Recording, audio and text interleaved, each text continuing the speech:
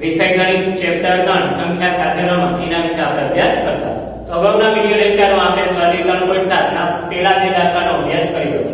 તો આજના વિડિયો લેક્ચરમાં આપણે સ્વાધ્યાય 3.7 ના ત્રીજા દાખલાનો અભ્યાસ કરીશું. તો જોઈએ વિદ્યાર્થી મિત્રો સ્વાધ્યાય 3.7 નો ત્રીજો દાખલો. ત્રીજો દાખલો આપણને આપેલો છે કે કોઈ ઓરડાની લંબાઈ, પહોળાઈ અને ઊંચાઈ અનુક્રમે 825 સેમી, 675 સેમી અને 450 સેમી છે. તો એવી સૌથી લાંબી ટેપ શોધો કે જે ઓરડાની ત્રણેય બાજુઓને શું કરે પૂરેપૂરું માપી લે. એ રીતે આપણે શું કરવાની છે? સૌથી લાંબી ટેપ શોધવાની છે. સૌથી લાંબી એટલે કે સૌથી મોટી ટેપ આપણે શોધવાની છે. જ્યારે મોટું એટલે કે મહત્તમ મૂલ્ય શોધવાનું કે ત્યારે હંમેશા આપણે શું શોધવાનું? ગુસા શોધવાનું. કારણ કે ગુસા એટલે શું થશે? ગુરુત્તમ સામાન્ય અવયવ. ગુરુત્તમ એટલે કે મહત્તમ. તો મહત્તમ મૂલ્ય જ્યારે શોધવાનું હોય ત્યારે શું શોધવાનું? ગુસા. તો અહીંયા આપણે પહેલા તો સૌપ્રથમ એટલે કે સૌથી મોટી ટેપ શોધવા માટે સૌથી મોટી ટેપ શોધવા માટે આપણે 825 સેમી, 675 સેમી અને 450 સેમી 50 સેમીનો ગુસા શોધીશું. તો પહેલા તો આપણે શું કરીએ છીએ કે સૌથી મોટી ટેપ શોધવા માટે આપણે 825, 675 અને 450 આપણે ગુસા શોધીએ છીએ. તો પહેલા તો 825 નો ગુસા શોધીએ. તો 825 તો 8 ને 10, 10 ને 5 15, 15 છે એટલે 3 વડે ભાગાશે. આ તો 3 વડે ભાગ કરીએ. 3 દુ ને 6, 8 માં 6 જાય એટલે વધશે 2, 2 ને 2 22 થશે. 3 સત્તા ને 21 તો 22 માંથી 21 જશે એટલે વધશે 1, 1 ને 5 15 એટલે 3 પંચા ને 15. તો 8 ને 5 12, 12 ને 2 14 તો 14 નો 3 વડે ભાગાશે નહીં એટલે લઈએ 5 વડે. તો બચું 25 27 માંથી 25 જશે એટલે વધશે 2, 2 ને 5 25 અને પાછું 25 તો આવ્યા 55 તો હજી 5 વડે ભાગાશે. આ 11 પંચા ને 55 અને છેલ્લે આવશે 11 એકા 11. તો આ થઈ ગયા 825 ના અવિભાજ્ય અવયવ. હવે જોઈએ 675. તો 675 ના આપણે અવિભાજ્ય અવયવ લઈએ. તો 6 7 13 ને 5 18 તો 8 ને 5 12, 12 ને 6 18 આવશે. તો 3 વડે ભાગાલે આ તો 3 વડે ભાગ કરીએ તો 3 દુ ને 6 અને 25 તેરી ને 75 તો આવશે 225 ગુણ્યા 3 કરી આવશે 675.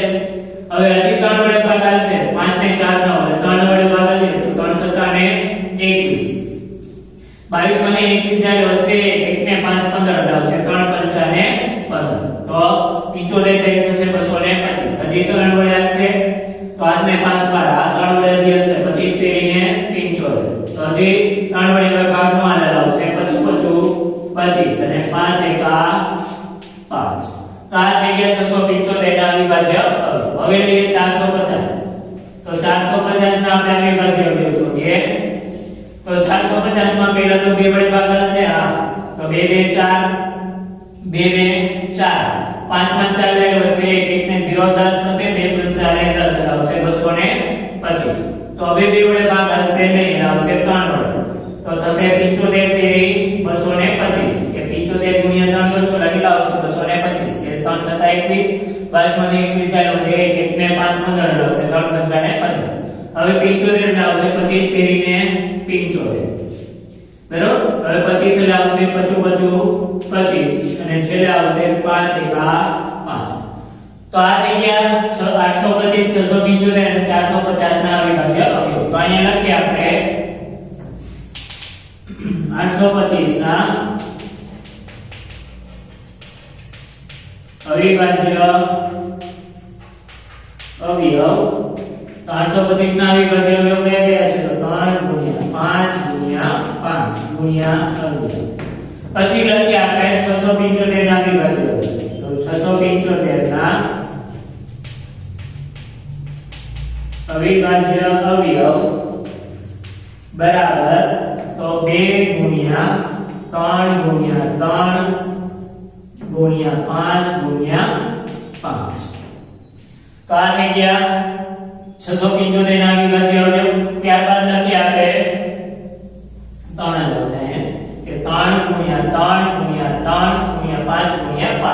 હવે લખીએ 450 ના અવિભાજ્ય અવયવ એટલે કે 450 ના અવિભાજ્ય અવયવ તો 450 ના અવિભાજ્ય અવયવ લખીએ તો આવશે 2 3 3 5 5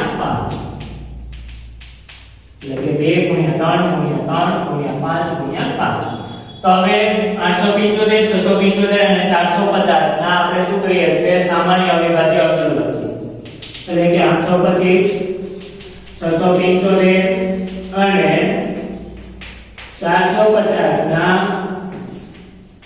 સામાન્ય અવિભાજ્ય અવયવ સામાન્ય અવિભાજ્ય અવયવો તો ત્રણેયમાં સમાન અવયવોને શું કહેવાય સામાન્ય અવિભાજ્ય અવયવ તો ત્રણેયમાં સમાન અવયવો કયા છે તો 3 * 5 * 5 આમાંય છે આમાંય 3 * 5 આમાંય છે અને આમાંય આવશે 3 * 3 * 5 તો આ શું થશે હજી આમાં જોઈએ તો અહીં 3 * 5 * 5 છે તો અહીંયા શું આવશે 3 * 5 * 5 અને અહીંયા આવશે 3 * 5 * 5 કે આ જગ્યા ત્રણેયમાં સમાન હોય એવા અવિભાજ્ય અવયવ તો ત્રણેયમાં સમાન હોય એવા અવિભાજ્ય અવયવને કહેવાય સામાન્ય અવિભાજ્ય અવયવ તો ત્રણેયમાં સમાન હોય એવા અવયવ કયા છે તો આવશે 3 * 5 * 5 કે આ ત્રણેયમાં હોય એવા સામાન્ય અવિભાજ્ય અવયવો છે તો ત્રણેયમાં સમાન હોય એવા અવિભાજ્ય અવયવને કહેવાય સામાન્ય અવયવ તો આ 3 * 5 * 5 તો 3 × 5 = 15 15 × 5 = 75 તો 75 શું થશે સામાન્ય અવિભાજ્ય અવયવ તો સામાન્ય અવિભાજ્ય અવયવ 75 છે તો આનો ગુસા કેટલો થાય 75 એટલે કે આવશે 825 675 અને 450 નો ગુસા બરાબર થશે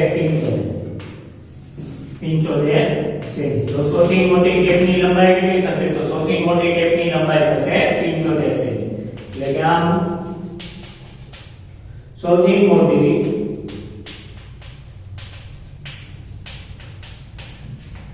ટેપની લંબાઈ 75 સેમી છે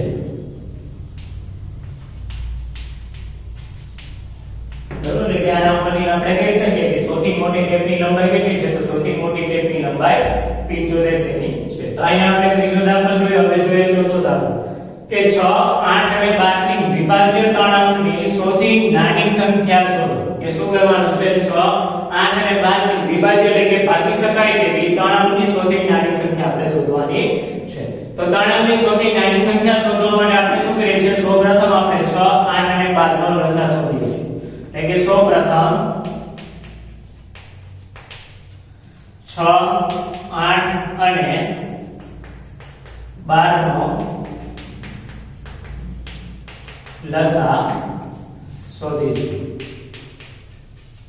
એટલે કે સૌપ્રથમ આપણે શું કરીશું 6 8 અને 12 નો લસાઅ શોધીશું તો જોઈએ અહીંયા 6 8 અને 12 નો લસાઅ શોધો તો પહેલા તો 2 વડે ભાગાશે તો આવશે 2 3 6 પછી આવશે 2 4 8 અને 2 6 12 હવે હજી 2 વડે ભાગાશે અહીંયા 2 ના ઘડિયાળ 3 નહીં આવે 3 2 4 અને 2 3 6 હજી 2 વડે ભાગાશે 2 1 2 ના ઘડિયાળ 3 નહીં આવે એટલે 3 એમ થાય 3 હવે આ એક આવી ગયો તો આ 3 દૂર કરવા છે તો આવશે 3 1 3 અને અહીં આવશે 3 1 3 તો છેલ્લે 3 1 આવી ગયા તો આ થઈ ગયો લસાઅ તો હવે જોઈએ 6 8 અને 12 નો લસાઅ તો 6 8 અને 12 નો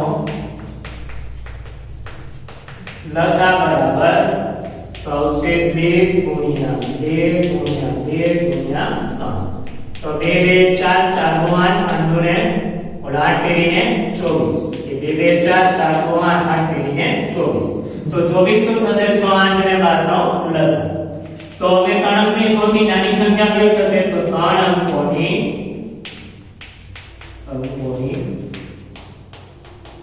સૌથી નાની સંખ્યા 16 છે કે તણાંકની સૌથી નાની સંખ્યા કઈ થશે આવશે 16 છે તો 100 ને 24 વડે ભાગતા 100 ને 24 વડે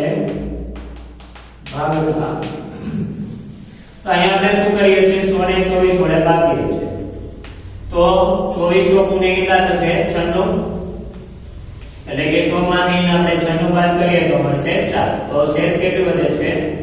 શેષ 4 મળે કે આપણે 100 ને 24 વડે ભાગીશું તો 24 ચોકુ ને 96 અને શેષ આપણને કેટલી મળે છે? 4 મળે છે.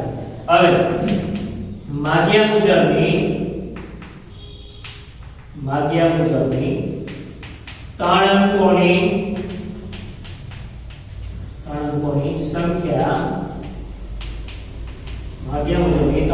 સંખ્યા જેને 24 વડે નિશેષ ભાગી શકાય બરાબર શું થશે? તો આવશે 3 અંકની સૌથી નાની સંખ્યા, 3 અંકોની સૌથી નાની સંખ્યા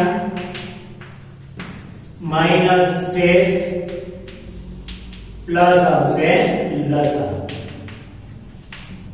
તો 3 અંકની સૌથી નાની સંખ્યા કઈ થશે? તો 3 અંકની સૌથી નાની સંખ્યા છે 100 એટલે આવશે 100 માઈનસ શેષ કેટલી આપણને મળે છે? શેષ આપણને મળે છે 4 એટલે આવશે -4 પ્લસ લસા કેટલો મળે છે? તો લસા આપણને મળે છે 24. અહીંયા આપણે જે લસા શોધ્યો એ કેટલો આપણને લસા મળે છે? 24 એટલે આવશે +24. તો 100 માંથી 4 બાદ કરીએ તો કેટલા આવશે? 96 + 24 કરશો એટલે આપણને જવાબ મળશે 120.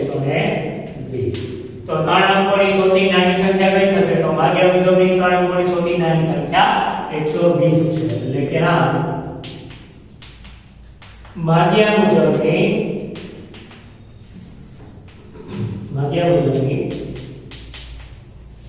3 અંકોની સૌથી નાની સંખ્યા 120 છે. એટલે કે આ માગ્યા મુજબની 3 અંકોની સૌથી નાની સંખ્યા કઈ થશે? 120. ત્યારબાદ જોઈએ પાંચમો દાખલો 8, 10 અને 12 થી વિભાજ્ય એટલે કે ભાગી શકાય તેવી 3 અંકની સૌથી મોટી સંખ્યા શોધો. આપણે શું કરવાનું છે? 3 અંકની સૌથી મોટી સંખ્યા આપણે શોધવાની છે. તો સૌપ્રથમ આપણે શું કરીએ છીએ? 8, 10 અને 12 નો આપણે લસા કરીએ. તો સૌપ્રથમ 8, 10 અને 12 નો લસા શોધીશું. સૌપ્રથમ આપણે શું કરીશું કે સૌપ્રથમ 8, 10 અને 12 નો લસા શોધીશું. એટલે કે 8, 10 અને 12 નો આપણે લસા શોધીશું. 8, 10 અને 12. તો 8, 10 અને 12 નો લસા શોધીએ તો પહેલા તો 2 વડે ભાગાશે તો 2 4 8, 2 5 10 અને 2 6 12. હજી 2 વડે ભાગાશે આ તો 2 2 4, 2 ના ઘડિયા 5 ને 5 એમણા અને 2 3 6. હજી 2 વડે ભાગાશે તો આ 2 આ 2, 2 ના ઘડિયા 5 ને 5 એમણા, 2 ના ઘડિયા 3 ની આવે 3 એમણા. હવે 3 વડે ભાગીએ તો 3 1 3 અને 5 આવશે નહીં, આવશે 5 એમણા. હવે આ એક આવી ગયો, આ એક આવી ગયો, આ 5 દૂર કરવા છે તો આપણે લઈએ છીએ 5 આ 5. તો આ થઈ ગયા 8, 10 અને 12 નો લસા. હવે લઈએ 8, 10 અને 12 નો લસા બરાબર. તો 8, 10 અને 12 નો આપણે લસા લઈએ છીએ તો આવશે 2 ગુણ્યા 3 ગુણ્યા 5. તો અહીંયા આપણે જોઈએ તો 2 2 4 4 2 8 8 5 ને 40 અને 4 તેરી ને 12 આવશે 120. અથવા તો 5 તેરી 15 ગુણ્યા 15 અઠાને કેટલા થશે? 120. તો આપણને લસા કેટલો મળે છે? 120. તો હવે માગ્યા મુજબ બોલો સૌથી 3 અંકોની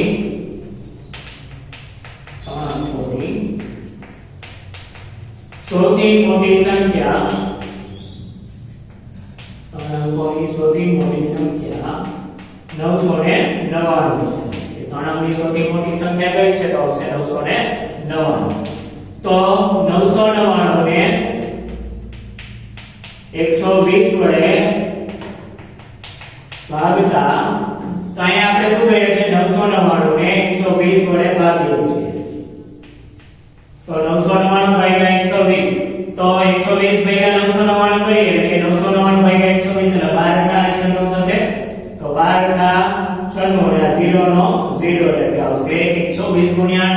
આવશે 960. હવે 999 માંથી 960 બાદ કરીએ તો કેટલા આવશે? આ 9 9 6 દેશો છે 3 એટલે કે શેષ આપણને કેટલી મળે છે? 39 એટલે કે શેષ, અને આ 9 બાદ 9 જાય આવશે 0 એટલે કે શેષ 39 મળે છે. તો માગ્યા મુજબની 3 અંકોની સૌથી મોટી સંખ્યા, માગ્યા મુજબની 3 અંકોની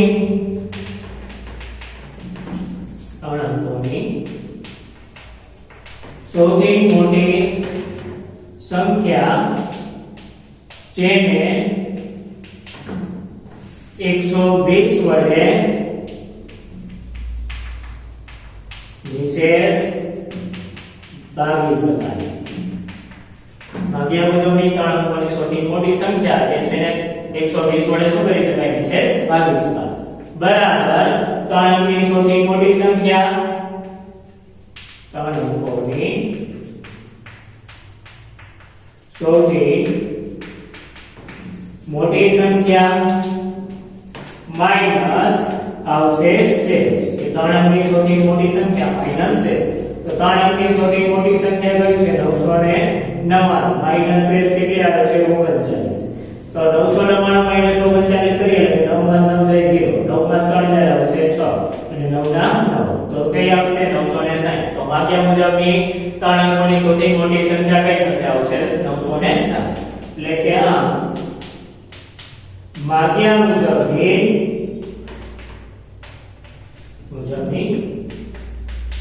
3 અંકોની સૌથી મોટી સંખ્યા, સૌથી મોટી સંખ્યા 960 છે. ત્યાં આના ઉપરથી આપણે કહી શકીએ કે માગ્યા મુજબની 3 અંકોની સૌથી મોટી સંખ્યા કઈ છે? તો આવશે 3 અંકોની સૌથી મોટી સંખ્યા 960 છે.